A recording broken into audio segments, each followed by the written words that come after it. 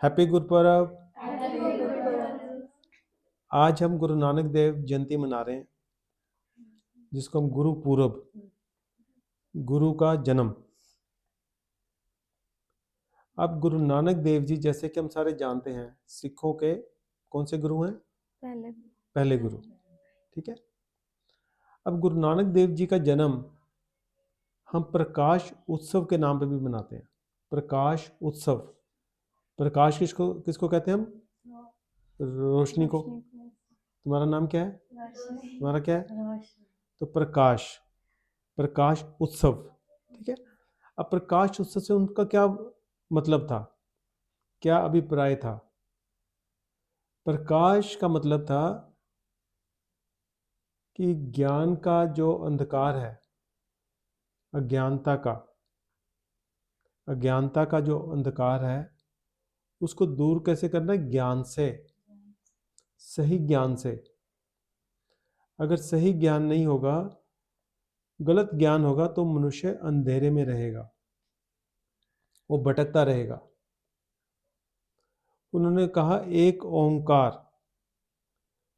कि जो ईश्वर है, भगवान है, अल्लाह है, सब एक ही है,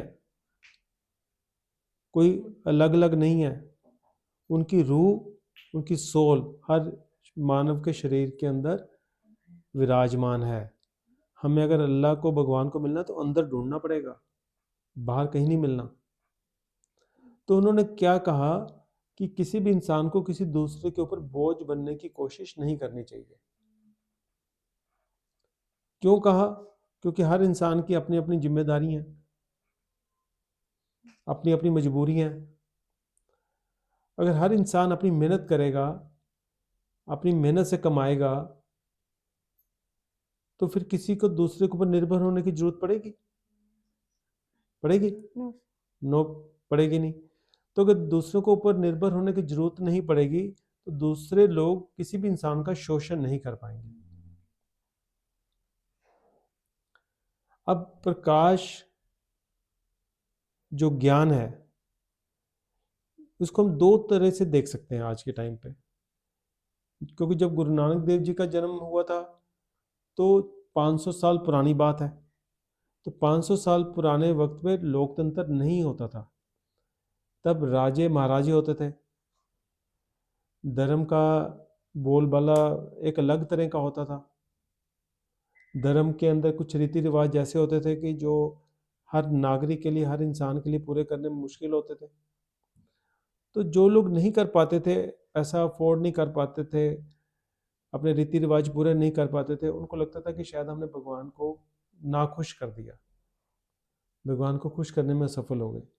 तो गुरु नानक देव जी ने कहा कि भगवान कोई ऐसी जगह पे नहीं है कि जो अलग बनी हो, भगवान तो हर जगह विराजमान है। तो आप अपने अंदर से, मन से भगवान को याद करो, सच्चे मन से, तो भगवान तो उपस्थित है।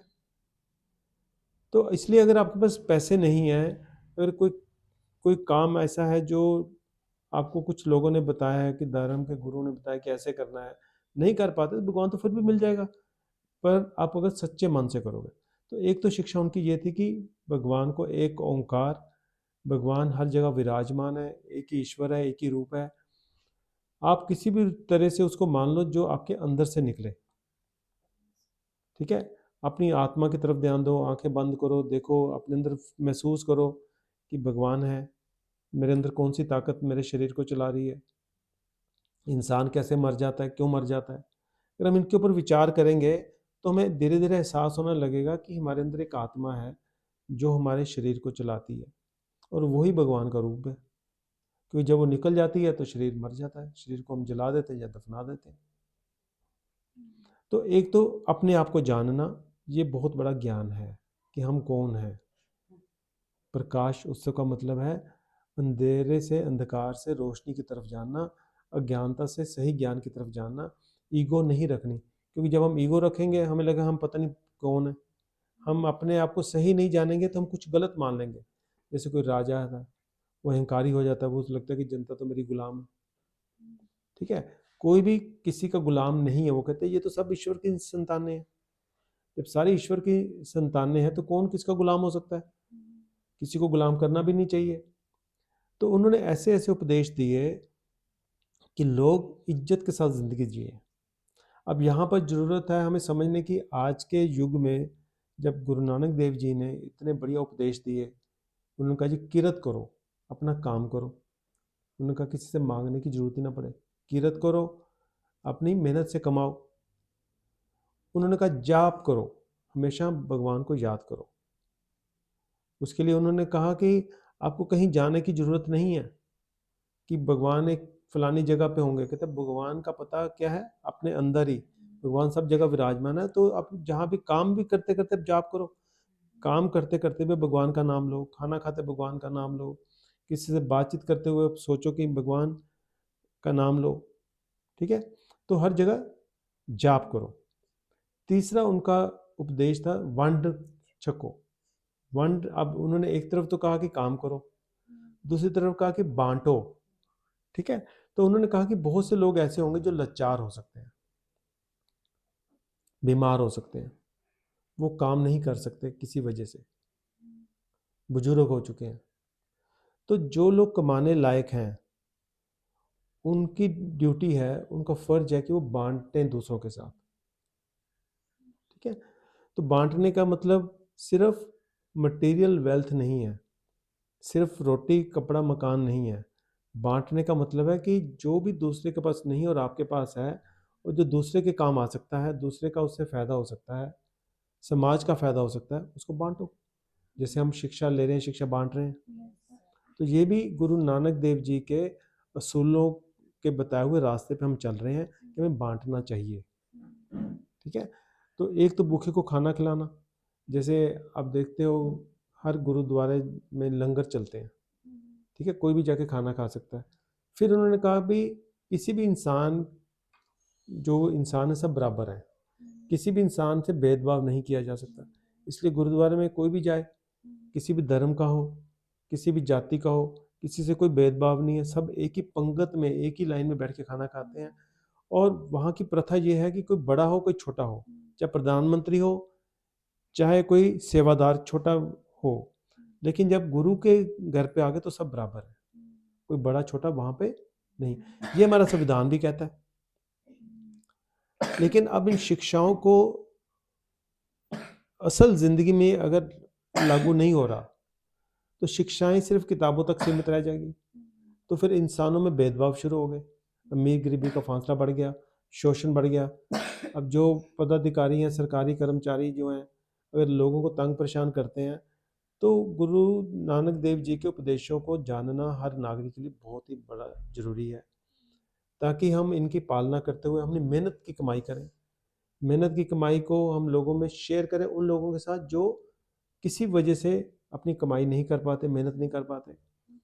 और हम किसी को लाचार बनने की पहले तो कोशिश करें कोई लाचार बन ही ना पाए। लेकिन फिर भी कुदरती तौर से कोई लाचार पैदा हो गया, कोई लंगड़ा पैदा हो गया, कोई बोला पैदा हो गया, कोई अंधा पैदा हो गया, अब उनकी काम की कैपेसिटी करने की उतनी नहीं होगी जितनी काम नॉर्मल आदमी की होगी। तो नॉर्मल आदमियों की ड्यूटी बनती है कि उनकी हेल्प करें।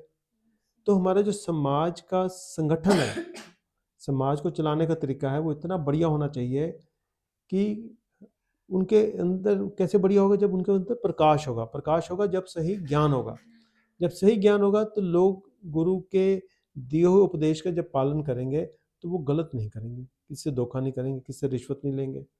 जब रिश्वत नहीं लेंगे, उनके मन में हमेशा गुरु का डर होगा, उनके अंदर भगवान का डर होगा, एक ओंकार, वो महसूस करेंगे कि अल्लाह ईश्वर सब जगह विराजमान है। तो जब लोगों को तंग परेशान नहीं करेंगे, सबका काम करेंगे, तो समाज अच्छा बनेगा। अच्छे समाज में खुशहाली आएगी तो सारे लोग खुश रहेंगे। पर अगर लोगों को सही ज्ञान नहीं मिला तो वो अंधकार में रहेंगे। उनको लगेगा पता नहीं मैं पावर वाली सीट पे बैठा हूँ, पता नहीं मैं तो कितना बड़ा राजमहल बना लूँगा।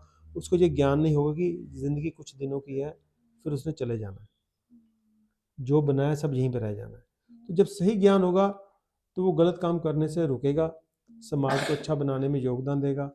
तो आज गुरु नानक देव जी के जन्मदिन पे हम इस बात को समझते हुए कि उनके प्रकाश उत्सव का जो मतलब है अज्ञानता को, अंधेरे को दूर करना और सही ज्ञान की रोशनी को अपने अंदर लेके आना, जिससे हम अच्छे नागरिक बने, अच्छे इंसान बने और समाज को अच्छा बनाएं मिलजुल कर। यही उनका उपदेश है। तो हम सब लोग इनके उपदेशों पे पालन करेंगे। जैसे हम शिक्षा फैलाने की कोशिश कर रहे हैं, लोगों को जागरूक करने की कोशिश कर रहे हैं, ताकि समाज में जो बुराइयां हैं वो ख़त्म हो सकें। जैसे शिक्षा अब आप प्रयास कर रहे हो कि औरों में बांटने की, ये प्रयास हमारा चलता रहे, रुके ना। हमारे लिए यही हमारा जीवन का उद्देश्य रहना चाहिए। और हमें ये जानना है कि हमें किर्त भी करना है, मेहनत करनी है, अपनी मेहनत करनी है, साथ साथ जो ज्ञान हमें मिल रहा है उसको फैलाना है, ताकि लोगों तक ज्ञान पहुंचे, उनके जीवन में भी अंधकार से सही ज्ञान का प्रकाश आए। तो जो लोग दुखी हैं उनको मदद मिले।